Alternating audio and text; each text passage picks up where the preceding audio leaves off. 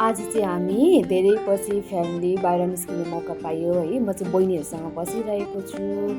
हामी कहाँ जाँदैछौँ भनेर म चाहिँ टाइम टाइममा यहाँ बाटोहरूको पनि भिडियो बनाइरहेको छु होइन। जङ्गलबाट हुँदै जाँदै हामी चाहिँ यो के भन्छ सतीसाले पुग्यौँ क्या। सतीसालेबाट चाहिँ हामी खासमा चाहिँ केराबारी जाँदैछौँ। यो अगाडिको पनि हाम्रो टिम छ, यहाँनिर पनि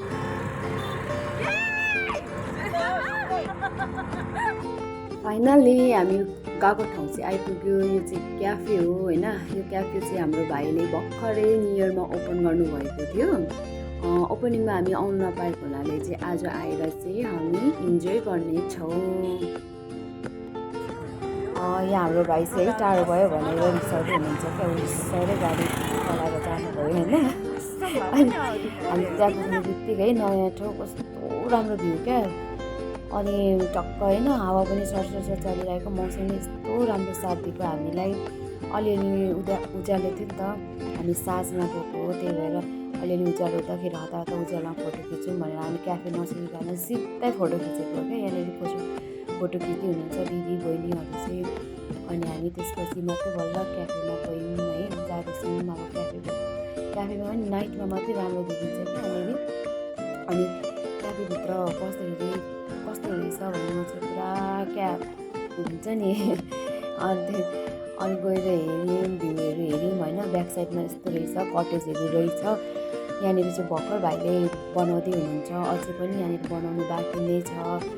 अनि तपाईँहरू पनि गइदिनुहोस् सबैजना होइन। अनि हामीले चाहिँ पुरा भ्यू हेर्नु थाल्यौँ, बहिनी म भाइ नै है। हाम्रो ओनर भाइ चाहिँ ब्ल्याक लुगामा हाम्रो भाइ हो होइन।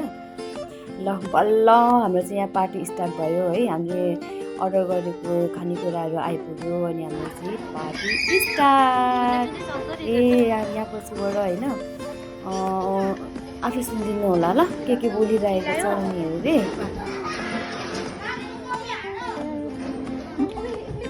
यति राम्रो आउँदो रहेछ। राम्रो आउँछ कि मेरोमा ट्युबेल भए पनि राम्रो आउँछ। कस्तो खतरा आउँछ हेर्न चाट छैन भनेर फुर्काएको लान्छ भन्दै उसको चाहिँ क्या जोगाउनुलाई।